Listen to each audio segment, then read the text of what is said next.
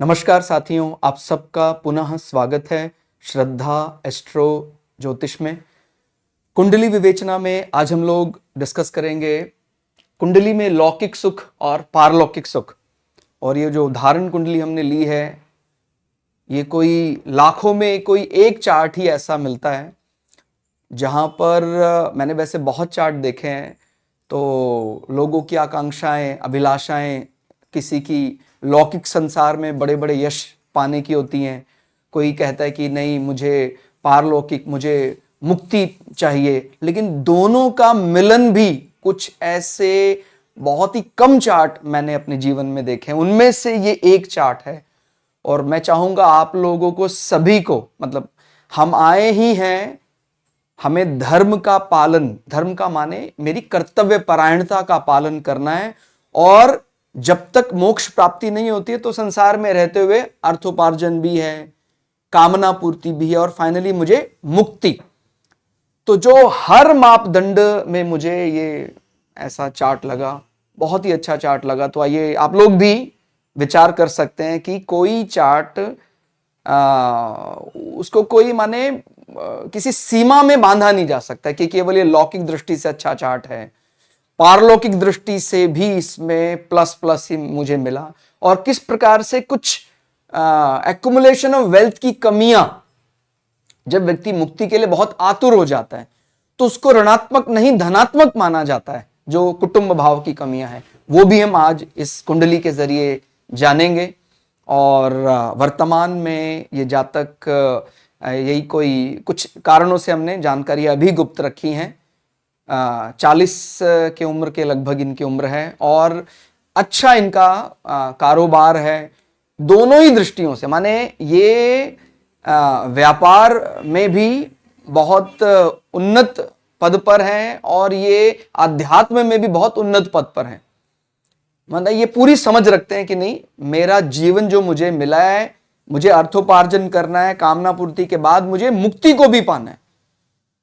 मुझे बहुत अच्छा चार्ट लगा, इनके साथ संवाद करके मुझे बहुत अच्छा लगा। तो हम ऐसे लोगों से, ऐसी कुंडलियों से सीख सकते हैं कि हम केवल संसार लोलुपता में ही लगे रहते हैं कि बस मुझे कामना पूर्ति ही स्ट्रांग चाहिए, वो उसमें समय कहाँ है उसका। लेकिन ऐसे चार्ट जब देखते हैं तो समझ में आता है कि ऐसे भी ईश्वर के आशीर्वाद से ऐसे लोग भी उपस्थित हैं जिनका कामना पूर्ति भी श्रेष्ठ है, अर्थोपार्जन भी श्रेष्ठ है, जिनका धर्म परायणता, और वो मुक्ति को भी पालेंगे। मतलब मैं कुंडली को देखकर बहुत विश्वास के साथ ये वाक्य बोल पाया कि बिल्कुल मुक्ति के बहुत नजदीक है। मुक्ति के लिए तो कई जन्म लग जाते हैं। तो और आपने ये जरूर ये सूत्र पढ़ा होगा, बृहद पराशर शास्त्र, कई और अलग अलग ग्रंथों में भी गुरु केतु का संबंध वो भी मोक्ष राशियों में हो जाता है और एकदम क्लोज कंजंक्शन। तो पुनर्जन्म नहीं होता है। तो पुनर्जन्म नहीं होता है ये कहने में बहुत साधारण सा वाक्य लगता है, लेकिन कितनी मेहनत करनी पड़ती है हमें सारे संबंधों को त्यागने के लिए। मैंने इतना पैसा यदि जोड़ कर रखा है तो उस पैसे के साथ ऐसी अटैचमेंट हो जाती है, व्यक्ति त्यागना नहीं चाहता है। मेरा घर, मेरी भार्या, मेरी संतान, मेरे चला जाऊंगा तो इतना बड़ा मेरा जो साम्राज्य, इसका क्या होगा। इस भावना को जो बड़ी आसानी से त्याग सकता है वही मुक्ति के लिए बना है। तो ये चार्ट की विशेषताएं जब और अधिक जानेंगे तो और पता लगेगी। अभी तो मैंने आपको केवल एक सार रूप समझाया। तो धनु लग्न और वृषभ राशि का ये चार्ट है। धनु लग्न आप जानते हैं ये बृहस्पति का लग्न है। तो जो पहली इमेज समाज में जाएगी वो एक ऐसा निर्भीक व्यक्ति जो अपने वाक्यों को, माने हम धनु को अगर एक लाइन में समझना हो, एक ऐसा राजपुरोहित जो राजा के दरबार में कार्य करता है और अपने वाणी के लिए निर्भीक है, किसी का अपमान नहीं करता, लेकिन सत्य को सत्य कहना, असत्य को सत्य कहने के समय उसको बिल्कुल भी भय नहीं होता है। तो ऐसी इमेज इनकी जाती है। लग्नेश 12वें भाव से एग्जीक्यूट कर रहे हैं। ठीक हो गया। सामान्यतः जब 12वां भाव आता है तो मन में व्यय और इस प्रकार अस्पताल, ऐसी बातें आ जाती हैं, क्योंकि 12वां भाव हॉस्पिटल का भी होता है। लेकिन यदि वो मित्रवत होकर और कहीं 12वां भाव, क्योंकि देखिए ज़ोडिएक बहुत चक्र का जो 12वां भाव बृहस्पति का ही है, और 12वें भाव को हम फाइनल मोक्षा भी बोलते हैं। तो बृहस्पति पर, लग्नेश पर बहुत बड़ा प्रभाव केतु का पड़ गया। दोनों ही एक ही नक्षत्र में बहुत ही क्लोज होकर बैठे हैं। ठीक हो गया। केतु जिसे मोक्षा, मुक्ति प्लैनेट कहा जाता है, वो गुरु के साथ है। गुरु को ज्ञान, तो उस ज्ञान को पूरी तरह से डिटैचमेंट के लिए लगा पाएगा गुरु केतु का ये कॉम्बिनेशन। तो ये जातक निश्चित रूप से कोई बहुत बड़ा पुण्य है इनके पास, और जन्म स्थान से निश्चित रूप से दूर रहेंगे। तो जहां इनका जन्म हुआ था वहां से काफी ज्यादा दूरी पर एक बहुत ही कम उम्र में चले गए, और वहां कड़ी मेहनत की, और वो वहां पर कामयाब भी हो गए। और लग्न में ही धर्म कर्म अधिपति योग बन रहा है। ठीक हो गया। क्योंकि हमें लौकिक सुख भी चाहिए, तो उसके लिए भी कहीं ना कहीं विष्णु हाउस और लक्ष्मी त्रिकोण का जो मिलन है, यानी ये जो राजयोग है, सबसे बली राजयोग माना जाता है, धर्म कर्म अधिपति योग। तो इनके चार्ट में धर्म कर्म अधिपति योग यानी 9वें भाव और 10वें भाव के स्वामी का मिलन। 9वें भाव का स्वामी कौन? सूर्य। और 10वें भाव का स्वामी, ध्यान रखना, 10वें भाव, अभी हम दशमेश देख रहे हैं, 10वें भाव में सिटिंग एलिमेंट कौन है वो बाद का विषय। धर्म कर्म अधिपति योग के लिए 9वें भाव और 10वें भाव के स्वामी का मिलन लग्न में ही हो गया। और लग्न में सूर्य का होना सामान्यता ये सभी लोग जानते हैं जो ज्योतिष पढ़ रहे हैं कि सूर्य लग्न में आना बली माना जाता है। 10वें भाव में या प्रथम भाव में उसको वो प्रभावशाली व्यक्तित्व भी देता है। ठीक हो गया। तो जैसे हमने ये हेडिंग दिखी कि लौकिक और पारलौकिक, अभी इस चार्ट में दोनों समाहित है। धर्म कर्म अधिपति योग का लाभ इनको पूरी तरह, माने इनको जंगल में भी आप रख दें, इनका मान सम्मान कोई ऐसा बहुत टारगेट अचीव करने के बाद प्राप्त होगा ऐसा नहीं है। ये जंगल में भी गए, इनको सम्मान बराबर उतना ही मिला। तो ये तो बहुत बड़ा कोई पुण्य। कई बार बार ये बात बोली जाती है कि भाग्य से मिलता है। अरे आप समझिए तो पहले, भाग्य यानी प्रारब्ध बनता कैसे है। चाहे कोई कितना ही पूर्व जन्म में कितना ही पाप किया उसने, वो सारा टल सकता है यदि मैं आज इसी क्षण मैं वो गारंटी वारंटी ले लूं, मैं अपनी समझ में अब कोई ऐसा कृत्य, ऐसा कोई अपराध जिसको शास्त्र की दृष्टि से बुरा माना जाता, मैं नहीं करूंगा। ठीक हो गया। ऐसा पल्ला झाड़ने की कोशिश करते हैं ना, भाई इसके भाग्य में था तो मिल गया। अरे पहले समझ तो लो ये भाग्य या प्रारब्ध है क्या। ठीक हो गया। तो इसीलिए चाहे कोई कितना ही पूर्व जन्म में कितना ही बड़ा उसने पाप किया हो, यदि वर्तमान में आज यानी क्रियमान कर्म को पूरी तरह सुधार लेता है तो उसमें माने पाप को काटने के लिए समय कोई बाधा नहीं है। किसी को लगता है भी पाप तो कटने में 10 साल किया है पाप तो 10 वर्ष का समय लगेगा, समय बाधा नहीं है। कितनी निश्चलता के साथ हम प्रकृति को अपनाने लग जाते हैं। ठीक हो गया। क्योंकि देखिए यहां पर तेरा मेरे का फिर भेद नहीं कि मेरे अनुसार मैं कुछ चीजों को ज्यादा अच्छा मान रहा हूं और अगर वो मेरे फायदे के लिए नहीं तो उसको बुरा मान रहा हूं। तो ये भेद धीरे धीरे समाप्त करना है। तो ये वास्तव में ही माने लौकिक और पारलौकिक का कॉम्बिनेशन है। तो उन लोगों को भी जो बार बार भाग्य का सहारा लेने का विचार करते हैं, उसके भाग्य में था तो, अरे आप भाग्य की बात छोड़िए, अभी आप जो क्रियामान कर्म, आपका जो वर्तमान में जो आप कर्म कर रहे हैं उसको तो सुधारिए। अगर आप उसको पूरी तरह 100% सुधार लेते हैं तो फिर प्रकृति आपको स्वयं देने के लिए तैयार ही बैठी है। ठीक हो गया। भगवत गीता में भी आपने पढ़ा है कि हमें परमात्मा को जानने के लिए प्रयास नहीं करना है। केवल ये जो हमने शैडो, ये संसार को अपना, हाय मेरा, ये मेरा है, वो मेरा शत्रु है, इसको डिल्यूट करना है, इसको धीरे धीरे समाप्त करना है। तो जब हम इस शैडो को खत्म करने लग जाते हैं तो फिर हम परमात्मा के साथ तो है ही, उनका तो हमारे साथ मिलन है ही। तो धर्म कर्म अधिपति योग है, लग्नेश 12वें भाव में ज्यादा फिट बैठता है मोक्ष राशि। और मोक्ष राशि मोक्षा प्लैनेट का तीनों ही मोक्ष राशियों में प्रभाव है। यानी चौथा भाव भवन, घर में बहुत बढ़िया मंदिर का निर्माण अभी भी है, आगे और बड़े गुरु आश्रम का निर्माण करेंगे। 8वां भाव कुंडलिनी जागरण का होता है, साधना का होता है। तो इनको जरूर कोई ना कोई ऐसी सिद्धि प्राप्त होगी। लौकिक दृष्टि से ये मैं बता रहा हूं, बहुत अच्छे व्यापारी हैं, इनके पास कोई धन बल की कमी नहीं है, इसी प्रकार से पारलौकिक बल भी इनको सारा प्राप्त होगा। इनकी जैसी इच्छा है, जैसा इनका माने क्रियमान कर्म इनका आज वैसे ही है। अब हम चार्ट देखकर तो बात कर रहे हैं कि इनको इस प्रकार का मिला, इनको इस प्रकार का मिला, लेकिन यह बात हमने पहले भी और कई उदाहरणों से समझी थी कि यदि हम मार्कंडे जी के बारे विचार करते हैं तो एस्ट्रोलॉजी अनुसार तो अल्पायु है, लेकिन उनका जो क्रियमान कर्म इतना ज्यादा अनुशासित हो गया कि प्रभु मैं आपके लिए पूरे श्रद्धा विश्वास के साथ मैं आपके कार्य में लगाऊं, मुझे आप मेरी रक्षा करें, मेरी प्राण रक्षा करें। तो लेकिन ये गारंटी वारंटी कोई और नहीं ले सकता है, आपको ही लेनी पड़ेगी। आप कितनी सरलता के साथ, कितनी निश्चलता के साथ प्रभु को पुकारते हैं, वो तो विष्णु स्वयं प्रकट हो जाएंगे, लेकिन हमारी पुकार में भी कहीं ना कहीं किसी के प्रति ऐसा कोई बाइसिंग रह जाती है। तो जब इस प्रकार की चीजें रहेंगी, किसी का भय है, किसी के लिए ऐसा कर रहे हैं, जब सब कुछ भुलाकर हम परमपिता परमेश्वर को या विष्णु को पुकारते हैं तो वो सामने प्रकट हो जाता है। तो ये समझना चाहिए कि हमें लौकिक दृष्टि से भी कामयाब होना है, पारलौकिक दृष्टि से भी कामयाब होना है। कल 70-75 साल के बाद आपको पता लगे कि जो मैंने गठरी जोड़ ली धन की, अब उसकी कोई काम नहीं है, माने मेरे जो करोड़ों की संपत्ति है वो परलोक में उसका कोई मोल नहीं है, कोई उसका मूल्य नहीं है। तो आप अपने आप को ठगे से महसूस करेंगे कि मैंने क्या जोड़ा है, ये तो खोटा सिक्का है, चलता ही नहीं है वो। लेकिन ऐसे भी लोग हैं जो लौकिक दृष्टि से भी धनाढ्य हैं, पारलौकिक दृष्टि से भी धनाढ्य हैं।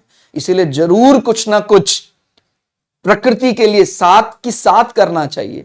ठीक हो गया। जो हर चीज में केवल शरीर के सुख को ही चरम सुख मानते हैं, उन लोगों का कहीं कोई भला होने वाला नहीं है। वो एक बहुत बड़ी गलती है, ये उपनिषदों में भी शायद आपने पढ़ा होगा, ये बहुत बड़ी गलती है। जो शरीर के सुख को ही चरम सुख मानता है वो कहीं जाने वाला नहीं है, उसको पलट कर यहीं आना है, बार बार इसी संसार में उसकी पिटाई होती रहेगी। ठीक हो गया। इसीलिए शरीर के सुख को त्याग कर हमें उस सुख को पाने की अभिलाषा रखनी चाहिए। चाहे आज हम उस बात को समझ नहीं पा रहे, लेकिन अभिलाषा तो रखनी चाहिए कि कभी मेरी बुद्धि में वो समझ प्रभु आपकी कृपा से जागृत होगी, जब मैं संसार से परे भी उस परम सुख को देख पाऊंगा। क्या मैं डेली यही करता रहूंगा? क्या आज मैंने इतने करोड़ की संपत्ति बना ली, कल फिर इतने करोड़ और बढ़ जाए, मतलब यही चलता रहेगा रूटीन में, वही सुबह उठना शाम को लेटना, ये ऐसे ही चलता रहेगा क्या?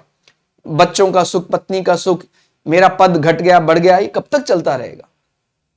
इसको परम सुख तक पहुंचाना है। तो परम सुख पहुंचने वाले लोगों के लिए निश्चित रूप से ये मोक्षा प्लैनेट्स का, मोक्षा हाउसेस का कॉम्बिनेशन, उस पर दृष्टिपात करना, यही बड़ी कामयाबी है।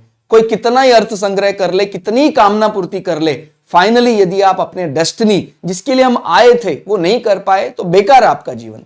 ठीक हो गया।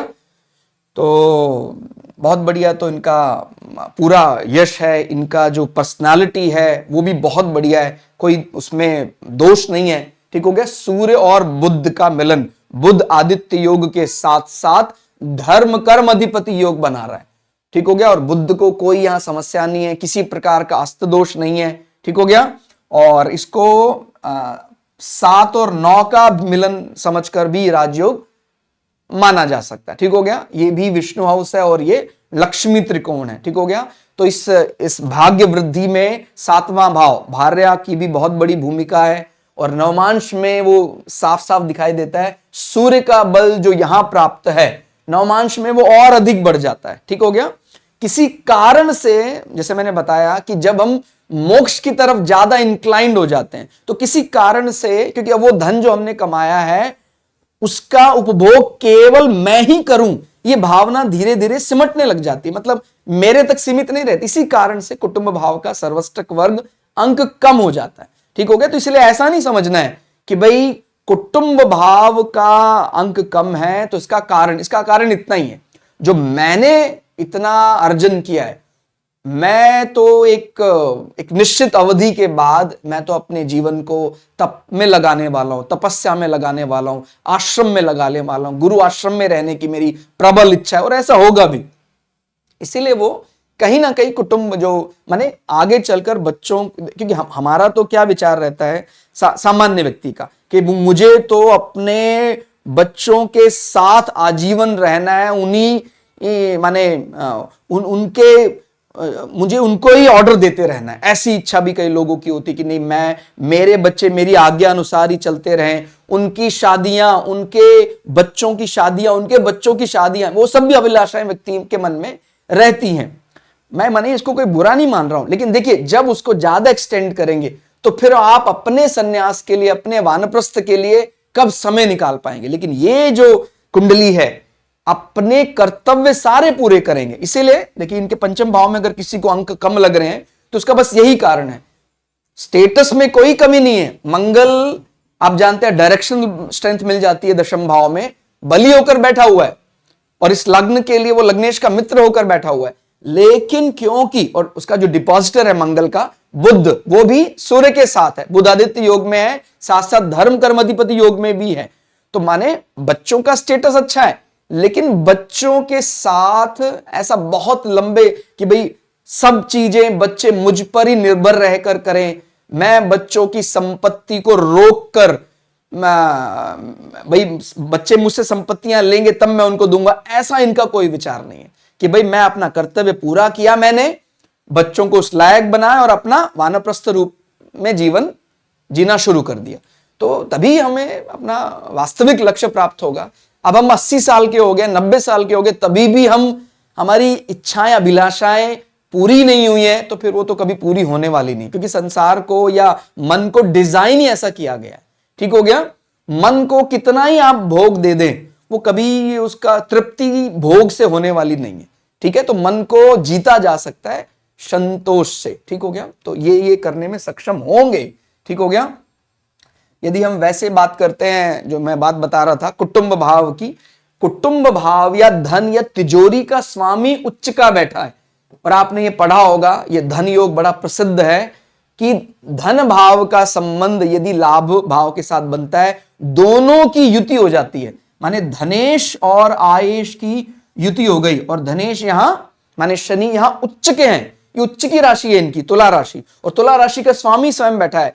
इच्छा पूर्ति में, सांसारिक इच्छा पूर्ति में कोई कमी नहीं है, जो चाहा वो मिला, कम आयु से ही मिला इनको। माने 18 साल 19 साल की आयु से ही इनको अपना क्षेत्र जहां जन्म हुआ था वहां से बहुत दूर भी गए, इनकी इच्छा पूर्ति होती रही। और अब तो इनकी इच्छा पूर्ति में और ज्यादा एक्सेलरेशन लगने वाला है, क्योंकि अभी तक तो क्या चल रहे थे, गुरु की महादशा चल रही थी, और गुरु इनका लग्नेश है और प्रथम भाव और चौथे भाव का स्वामी है। गुरु बहुत लंबे समय से चल रहे थे। 2027 जुलाई में गुरु की महादशा इनकी समाप्त होगी। यानी टोटल आप जानते हैं गुरु 16 वर्ष की महादशा थी, विंशोत्तरी महादशा। 2027 अगस्त के बाद शनि की महादशा शुरू हो जाएगी, विंशोत्तरी महादशा। और ये जो बिग चेंज हो रहा है, ये इनकी इच्छा पूर्ति में बहुत बड़ी मदद करेगा। ये इनको बहुत बड़ा गेन देगा स्टील इंडस्ट्री से और मेटल इंडस्ट्री से। ये बहुत बड़ी स्टील एम्पायर को चलाते हैं, तो कहीं ना कहीं वो बहुत बड़ा, क्योंकि शनि वैसे भी लोह धातु से होने वाले लाभ बताते हैं, तो वो बहुत तेजी से मिलने लग जाएगा इनको। और जो भी पाप ग्रह होते हैं वो कमाने के लिए एग्रेसिवली कमाते हैं। गुरु तो आप देख रहे थे मुख्य रूप से 16 साल वो भवन सुख की दृष्टि से कहें, रियल एस्टेट की दृष्टि से कहें, कंफर्ट जोन की दृष्टि से कहें, लग्न की दृष्टि से, और एग्जीक्यूट 12वें भाव से कर रहे थे। 12वां भाव कहीं ना कहीं गुरु आश्रम और इन्वेस्टमेंट का ज्यादा होता है, पैसा लगाना, और कई दफा इसको लॉस भी कहा जाता है। लेकिन लॉस कब बनेगा, जब वो शत्रुवत होकर बैठेगा। अभी मंगल का घर है, या इसको सेकेंडरी लॉर्ड केतु का घर भी मान लेते हैं, तो गुरु केतु कॉम्बिनेशन अच्छा माना जाता है। तो इन्होंने मतलब जो भी गुरु में अर्निंग की है बहुत ही सात्विकता से की है, उसमें कोई भी राजसिक या तामसिक विचार नहीं आया। लेकिन शनि जो है वो कमाने के लिए बहुत अच्छे माने जाते हैं, और जैसे जरूरी है वो बिना अर्थ के, बिना कामना पूर्ति के भी यदि व्यक्ति सीधा मोक्ष के लिए जाता है तो कठिन हो जाता है। तो ये आगे जो उनको 19 साल महादशा शुरू होने वाली है शनि की महादशा में, ये चरम पर, पीक पर पहुंच जाएंगे अपने जो देख, मैंने लास्ट वीडियो भी रिकॉर्ड किया था, मैंने बताया था कि अगर कोई ग्रह बली होकर 11वें भाव के स्वामी के साथ, 11वें भाव के साथ संबंध बना रहा है, तो ये बहुत ही बढ़िया योग है आपकी इच्छा पूर्ति, रूटीन इनकम के लिए। तो कई व्यूअर्स ने ये भी कमेंट किया कि सर मेरे 11वें भाव में तो कोई ग्रह नहीं है। इस प्रकार से नहीं समझना है, ग्रह होने ना होने से आपकी सैलरी बढ़ या घटती नहीं है, ठीक हो गया।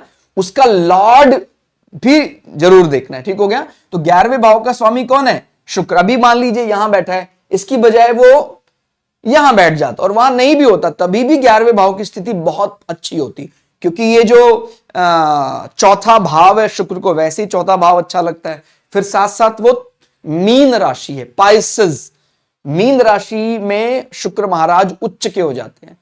तो इसीलिए ग्रह बैठने से या ग्रह ज्यादा होने से वो भाव बली हो जाता है, ऐसा नहीं समझना चाहिए।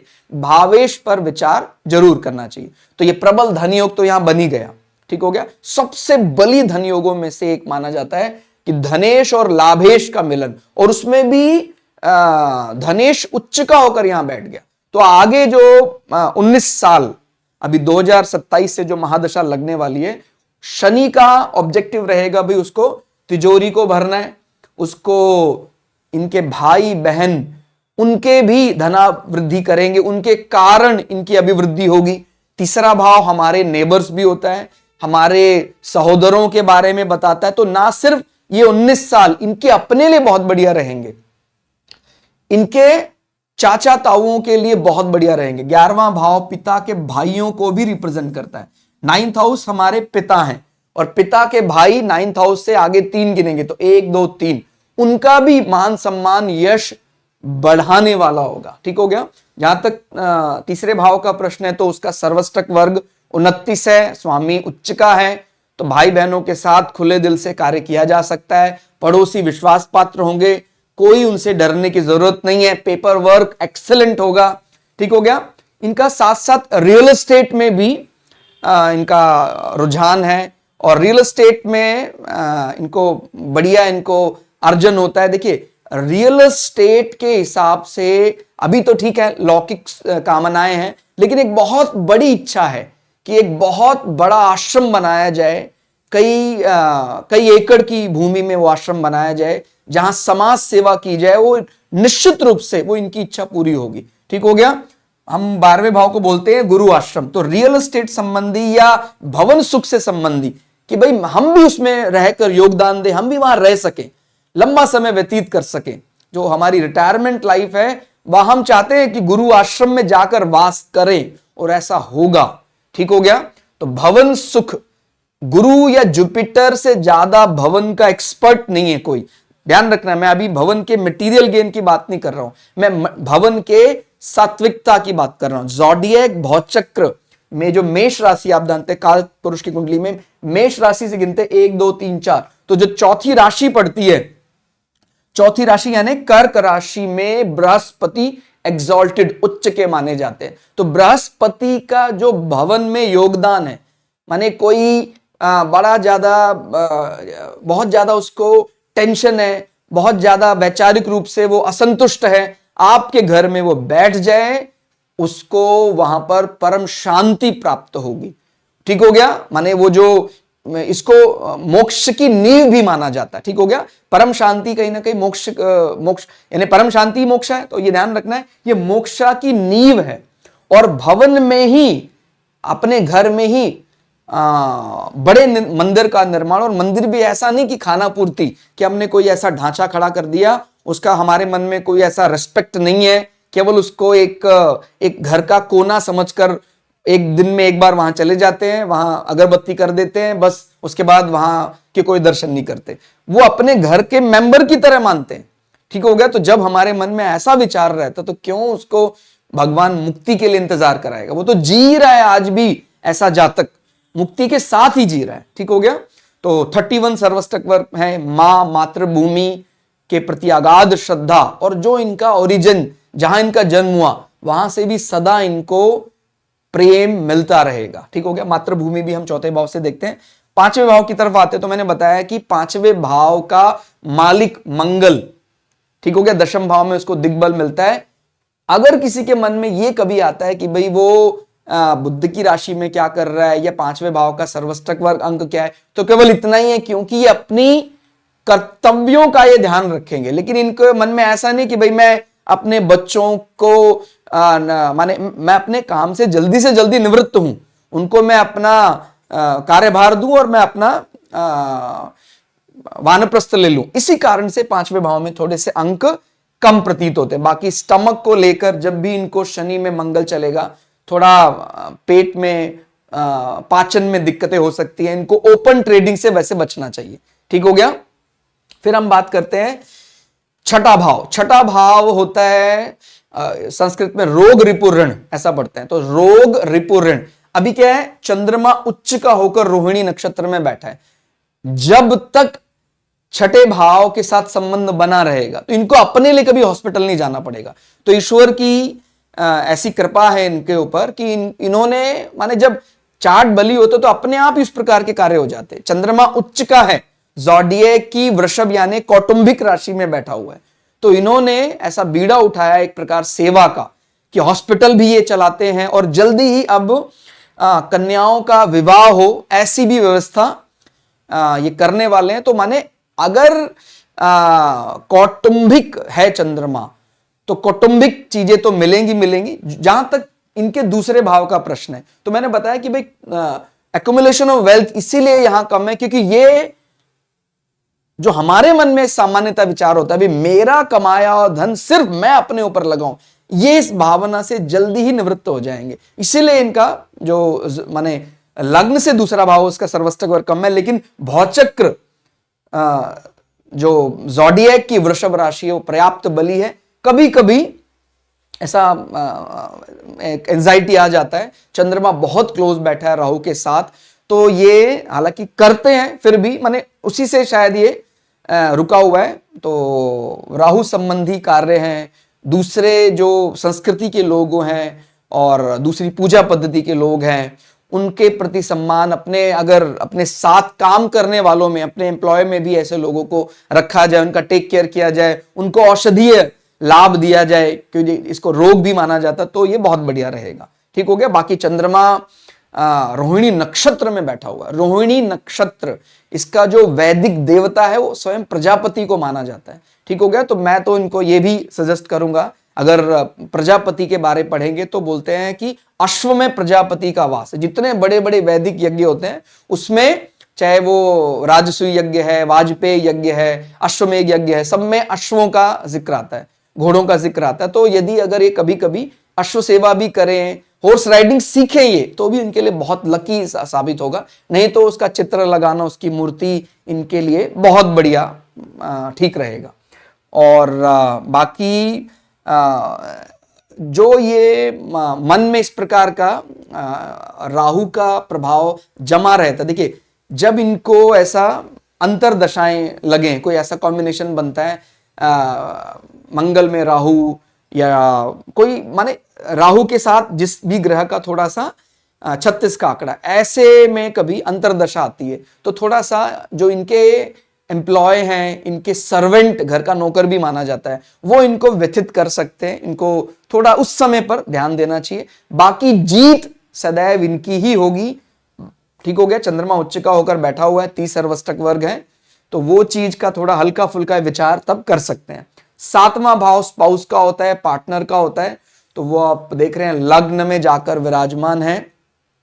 आयु अच्छी है, कोई ऐसी आयु में कोई बाधा नहीं है, बढ़िया आयु है। पार्टनर के नाम पर भी कई इस प्रकार के रियल एस्टेट बेनिफिट इनको प्राप्त हो रहे हैं, आगे भी प्राप्त होते रहेंगे। ठीक हो गया। सातवां भाव हम वैसे कब हम मारक की दृष्टि से देखते हैं, जब हम कुछ ऐसा हेल्थ संबंधी विषय देख रहे हैं या व्यक्ति भाई कब प्राण छोड़ेगा, इस प्रकार के जब प्रश्न आते हैं तो फिर हम सातवें भाव दूसरे भाव के स्वामी की अंतरदशा प्रतंत्र दशा को ध्यान रखते हैं। तो बढ़िया आयु है इनकी, अच्छा आयु है। अगर आयु विचार करेंगे तो केतु की महादशा, केतु की महादशा में जब इनको बुध की अंतरदशा लगेगी उस समय पर इनका माने बहुत लंबा समय है केतु की महादशा। अब विंशोत्तरी दशा का ऑर्डर समझते होंगे कि गुरु अभी खत्म नहीं हुए। गुरु की महादशा के बाद शनि की महादशा 19 साल चलेगी, फिर बुध की महादशा 17 साल चलेगी, और वो जो केतु मोक्षा प्लैनेट जाकर स्वराशि जैसा बैठा हुआ है, तो वो केतु इनको वास्तव में ही मुक्ति के बहुत नजदीक है। मैं तो ये कहता हूं इनको पुनर्जन्म अगर ईश्वर की कृपा इनको मिल जाए, थोड़ी अगर रिक्तता भी है, थोड़ी कमी भी है, तो पुनर्जन्म नहीं लेना पड़ेगा, गुरुओं का आशीर्वाद और प्राप्त हो जाए। तो केतु की महादशा जब चल रही होगी तभी ये देह त्याग करेंगे, और केतु में जब बुध का अंतरदशा आएगा उस समय पर इनका देहावसान होगा। बहुत लंबी आयु है, तो आप विंशोत्तरी दशानुसार भी वो चीज समझ सकते हैं कि काफी लंबा समय है। 27 सर्वष्टक वर्ग हैं, तो पार्टनरशिप की दृष्टि से बढ़िया है। फिर आता है हमारा 8वां भाव, कुंडलिनी जागरण का है, आयु भाव माना जाता है, इन लॉस फैमिली सपोर्ट माना जाता है। उसका स्वामी चंद्रमा, तो चंद्रमा एक प्रकार विपरीत राजयोग जैसा बना रहा है, तो बढ़िया बैठा है चंद्रमा भी। चंद्रमा को कोई समस्या नहीं है, उच्च का होकर बैठा हुआ है। राहु संबंधी ये कार्य साथ के साथ कर ही रहे हैं, या ऐसे क्योंकि इनका जहां जन्म हुआ था वो संस्कृति से काफी ज्यादा दूर सांस्कृतिक रूप से उनमें माने कार्य करने के तरीके, पूजा पद्धति में कुछ भेद भी है, तो ऐसे लोगों के बीच तो जाकर वो रह ही रहे हैं। और छठे भाव संबंधी ये रेमेडी शुरुआत से ही कर रहे हैं, इसीलिए कोई भी इनको अलाइनमेंट में कभी दिक्कत नहीं हुई। रिटायरमेंट लाइफ भी देखा जाता है 8वें भाव से। 30 सर्वष्टक वर्ग पॉइंट है, अच्छा रहेगा। जागरण की दृष्टि से कुंडलिनी जागरण गुरु केतु का दोनों का नवी दृष्टि 8वें भाव में पड़ रही है, ठीक हो गया। भाग्य, पिता, पूर्वजों की दृष्टि से हम नवम भाव देखते हैं। नवम भाव के स्वामी का रत्न ये धारण करे, बहुत बढ़िया रहेगा। इनको ना सिर्फ अप्रूवल में सहायता होगी, सरकार की दृष्टि से सीनियर बॉस अथॉरिटी के सारे बल इनको तुरंत प्राप्त हो जाएंगे, ठीक हो गया। दशम भाव ये हमारा ऑफिस का बल है, तो देखिए जो त्वरित प्रभाव पैदा करता है वो मंगल पैदा कर रहा है। तो मंगल को भूमिपुत्र, जमीन का बेटा भी बोलते हैं, और मंगल का जो डिपॉजिटर है, मंगल को जो स्थान देने वाला है वो है कन्या राशि। कन्या राशि का मतलब नियमों का पालन करने वाली।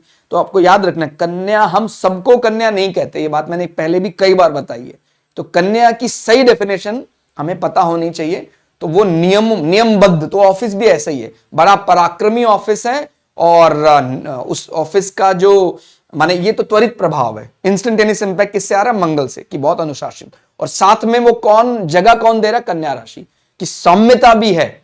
बुध बहुत सौम्य मीठा ग्रह माना जाता है, नियम बिल्कुल पालन करता है, लेकिन वो क्रूरता नहीं लाता है, ठीक हो गया। तो चलेगी किसकी ज्यादा? मंगल का डिपॉजिटर कौन है? बुध। तो बुध धर्म कर्म अधिपति योग में इन्वॉल्व है, यानी 9 और 10 का स्वामी लग्न में जाकर बैठा हुआ है, ठीक हो गया। और मंगल को ऑफिस में कोई समस्या नहीं, इसलिए चाहे जितना मर्जी ऑफिस में एनर्जी लगा लो, कितने घंटे बैठे रहो, कभी भी एनर्जी लेस फील नहीं करते हैं। तो वही मैंने बोला, लौकिक भी और पारलौकिक भी। भाई ऐसा नहीं थक गया जी मैं तो अब मैं जा रहा हूं अपना, मुझे घूमने जाना है, मुझे फुर्सत ही नहीं मिलती है। कई लोग ज्यादा कार्य नहीं करते हैं फिर भी हमेशा ही थके रहते हैं, और इनका ऐसा है कि लगातार लगे रहना और कोई ऐसी सिकनेस महसूस नहीं होती है। तो बहुत बड़ा बल ऑफिस के लिए खासकर, या स्टेटस के लिए खासकर। और उसके बाद आते हैं इनकी इच्छा पूर्ति। सर्वष्टक वर्ग भी क्या कमाल है, और क्या कमाल का धन योग है। तो कोई, मुझे नहीं लगता इनकी समझ में कोई ऐसी वस्तु होगी जो इनको चाहिए और वो ना मिले। तो बहुत बड़ा देवताओं का, पूर्वजों का आशीर्वाद है। तो हम सभी को, मतलब मैं भी इसमें शामिल हूं, सीखना चाहिए ऐसे चार्ट से, ऐसे लोगों से, कि केवल चार्ट को लौकिक सुख के लिए ही सीमित ना रखें। हमें सब कुछ प्राप्त हो और साथ साथ हम मुक्ति के नजदीक भी चले जाएं, हम मुक्त हो जाएं, तो इससे बड़ी बात ही कोई नहीं है। और केवल हम संसार के लिए जूझ रहे हैं और अंत जब आया उसके बाद भी रो रहे हैं, चिल्ला रहे हैं, तो ये तो मुझे लगता है कि ये ऐसे जीवन का तो कोई लाभ है नहीं। हम आए इसलिए थे कि हम मुक्ति को प्राप्त कर लेंगे। हमने धर्म माने कर्तव्य परायणता को धारण किया, उससे अर्थ पार्जन किया, कामना पूर्ति की, और फाइनली हम मोक्ष के लिए आए थे। और ये ऐसे लोग मोक्ष को प्राप्त कर लेते हैं। ठीक हो गया।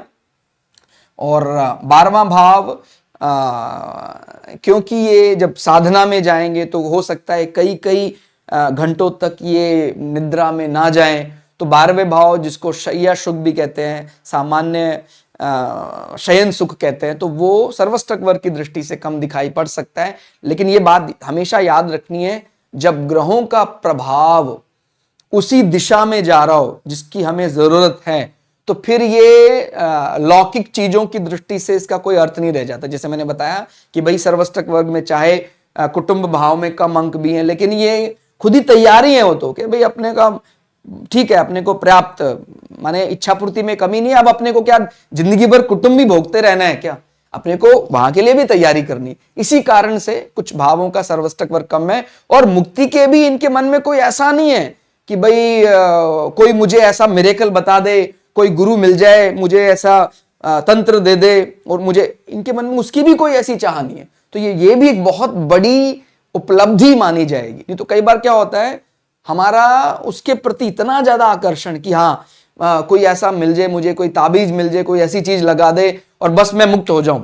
ठीक हो गया। तो 12वें भाव के प्रति ये कई समय तक उदासीन रहे कि भाई ठीक है, हरी इच्छा है, जैसा मन में तो प्रबल भावना है, बाकी जब जैसी ईश्वर की इच्छा होगी, अगर मैं होऊंगा अधिकारी तो मुझे प्राप्त हो जाएगा। ठीक हो गया। तो इस प्रकार का इनका मुझे चार्ट लगा हर प्रकार से। मतलब आप चाहे नवमांश में देखिए, वहां भी गुरु बैठे हुए हैं 12वें भाव में। ठीक हो गया। और हर प्रकार से चार्ट का बल ही बल प्राप्त हो रहा है। माने गुरु को हम जैमिनी पद्धति अनुसार यदि देखें तो वो आत्मकारक होकर, ठीक हो गया, सबसे ज्यादा डिग्री का प्लैनेट आत्मकारक लग्नेश बी। माने हम जानते हैं जैमिनी ऋषि अनुसार जो कारक है वो डिग्री अनुसार बदलते रहते, तो आत्मकारक का संबंध यदि लग्न लग्नेश के साथ आता तो बहुत बढ़िया होता है, क्योंकि वो आत्मबोध के लिए, आत्मज्ञान के लिए बहुत बढ़िया होता है। ठीक हो गया। तो लग्नेश ही इनका आत्मकारक है, और आत्मकारक होकर वो 12वां भाव कुंडलिनी जागरण, फाइनल मोक्षा, ठीक हो गया, या डिपार्चर ऑफ सोल भाव में बैठा हुआ है। तो हरी इच्छा, जैसी ईश्वर की इच्छा होगी, इनको माने ज्योतिषी दृष्टि से तो ये चार्ट पूरी तरह परिपूर्ण लगा मुझे। बाकी जैसे मैंने बताया कि हमारा जो क्रियमान कर्म है उसमें बहुत ज्यादा बल होता है, तो उन लोगों के लिए भी एक लेसन हो सकता है जिसको कई बार ऐसा लगता है मैंने तो जीवन भर केवल पाप ही पाप किए हैं, अब मेरा क्या हो सकता है। मान लीजिए वो इसलिए शुरुआत नहीं करता है, उसको लगता है मान लीजिए मैं आज शुरू भी करूंगा तो मेरे इतने सालों के पाप कहां कटने वाले हैं। इसमें कोई समय आड़े नहीं आता है कभी भी कि आपको लगता है कि समय के कारण 100 साल पाप किए तो 100 साल करना पड़ेगा पुण्य, ऐसा नहीं है। अगर पूरी निष्ठा के साथ, लेकिन मैं बता रहा हूं इसकी गारंटी वारंटी अगर सामने वाला देगा तो कोई फायदा नहीं है। 100% गारंटी वारंटी अगर हम ले लेते हैं कि नहीं अब जो गलती पहले ही वो मैं नहीं जानता लेकिन अब कोई गलती नहीं होगी, तो वो तुरंत कट जाते हैं। ठीक हो गया। ऐसा भगवत गीता में भी 4थे अध्याय का 36वां श्लोक आप पढ़ें, जो मैं आपको बात बोल रहा हूं वो आपको एकदम सही समझ में आ जाएगा। जैसे बोलते हैं ना एस्ट्रोलॉजी का जो सुप्रीम ग्रंथ है वो भगवत गीता है, तो जिन लोगों को भगवत गीता या धर्म अर्थ काम मोक्ष में थोड़ी दिक्कतें आ रही हैं समझने में, वो हमारा दूसरा चैनल है श्रद्धा वेद पुराण, वहां जाकर भगवत गीता के अलग अलग श्लोक अर्थ को समझ सकता है। तो आज के लिए इतना ही। क्लास आपको कैसी लगी कमेंट करके जरूर बताइएगा। मिलते हैं अगली क्लास में, तब तक के लिए जय श्री भगु पराशरा, जय श्री शुक्राचार्य, नमस्कार।